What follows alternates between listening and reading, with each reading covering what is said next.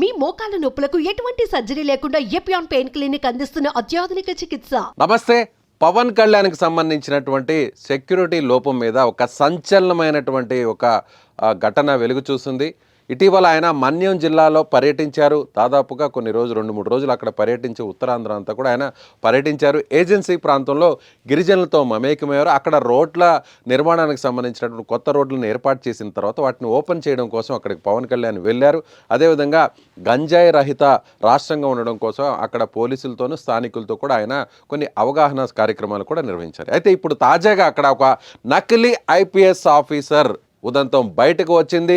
విజయనగరం జిల్లాకు చెందిన సూర్యప్రకాష్ అనేటువంటి ఒక వ్యక్తి ఐపీఎస్ ఆఫీసర్ పోలీసు వేషంలో చూస్తే అతన్ని మీరు ఎవరు ఇతను నకిలీ ఐపీఎస్ ఆఫీసర్ అనుకోరు, ఎలా ఉంటారో కూడా మీకు ఒకసారి చూపించే ప్రయత్నం చేపిస్తాను. సిద్ధం ఈ వ్యక్తి చూద్దాం.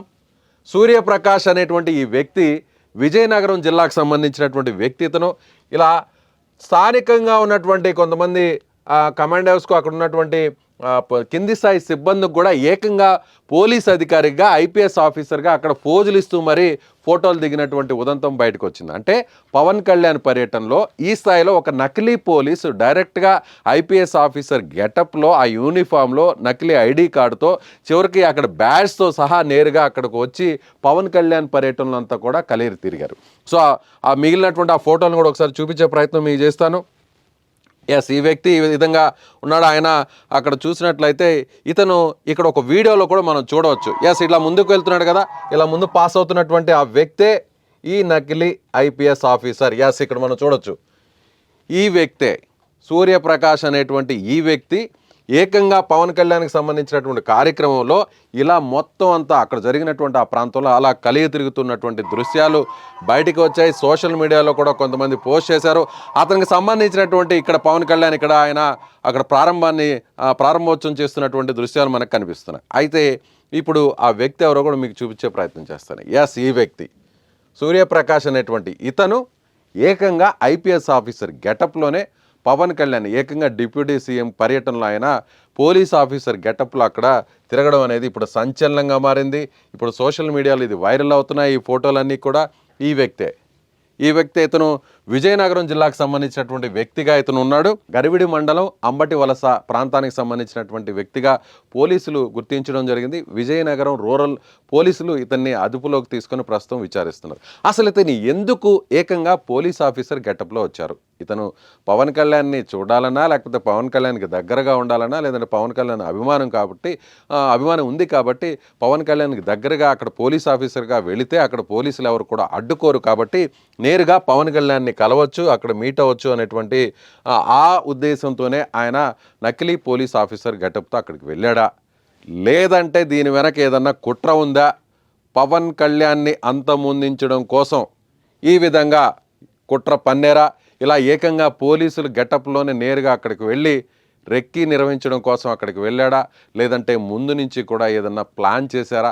ఇప్పటికే కొన్ని హెచ్చరికలు వస్తున్నాయి. పవన్ కళ్యాణ్కి ప్రాణం ముప్పు ఉంది అని కూడా గతంలో మనం చూసాం. అదేవిధంగా నెల్లూరు జిల్లాకు సంబంధించినటువంటి ఒక వ్యక్తి కూడా మద్యానికి బానిసైనటువంటి ఒక వ్యక్తి కూడా ఇటీవల పవన్ కళ్యాణ్ పేషీకి కాల్ చేయడం జరిగింది. డైరెక్ట్గా ఆఫీసర్స్ని బెదిరించడం జరిగింది. పవన్ కళ్యాణ్ని చంపేస్తామని చెప్పడం జరిగింది. కాల్స్ చేయడం జరిగింది, మెసేజ్ చేయడం కూడా జరిగింది.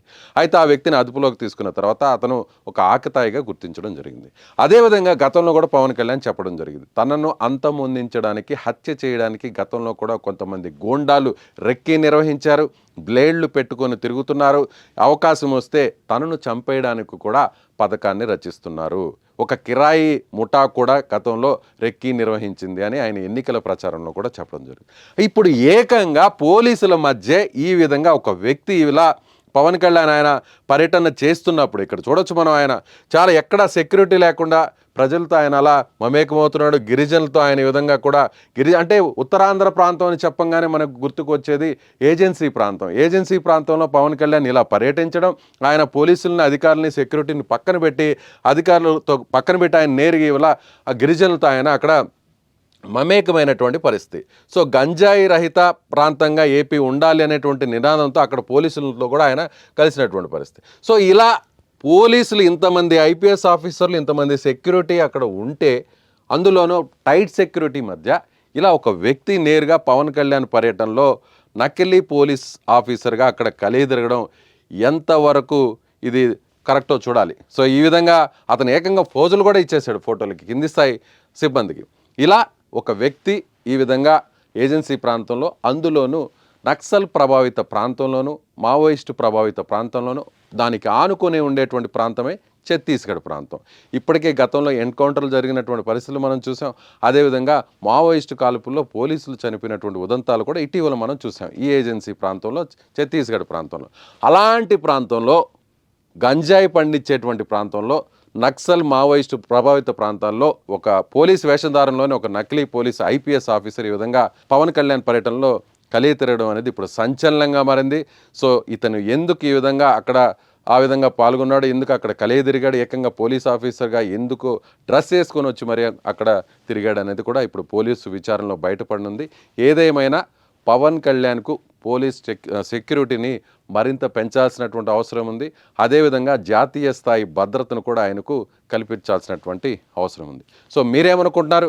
ఏకంగా పవన్ కళ్యాణ్ పర్యటనలో ఈ విధంగా ఒక నకిలీ పోలీస్ ఆఫీసర్ పోలీసుల మధ్యనే తిరగడం, ఇప్పుడు సోషల్ మీడియాలో ఈ ఫోటోలు వైరల్ అవడం, దీనిపై మీ కామెంట్ ఏంటి, మీ అభిప్రాయం ఏంటి? పవన్ కళ్యాణ్ ఇప్పుడు ఆయన ప్రజల్లో సెక్యూరిటీని పక్కన పెట్టి నేరుగా ప్రజలతో మమేకమవుతున్నారు. ఏ ప్రాంతానికి వెళ్ళినా, ఏ గ్రామానికి వెళ్ళినా ఆయన నేరుగా ప్రజలతో ఆయన మాటామంతి కలుపుతున్నారు. సో ఇలాంటి పరిస్థితుల్లో ఆయనకు సెక్యూరిటీని పెంచాల్సిన అవసరం ఉందా లేదా? మీరేమనుకుంటున్నారో కామెంట్ చేయండి.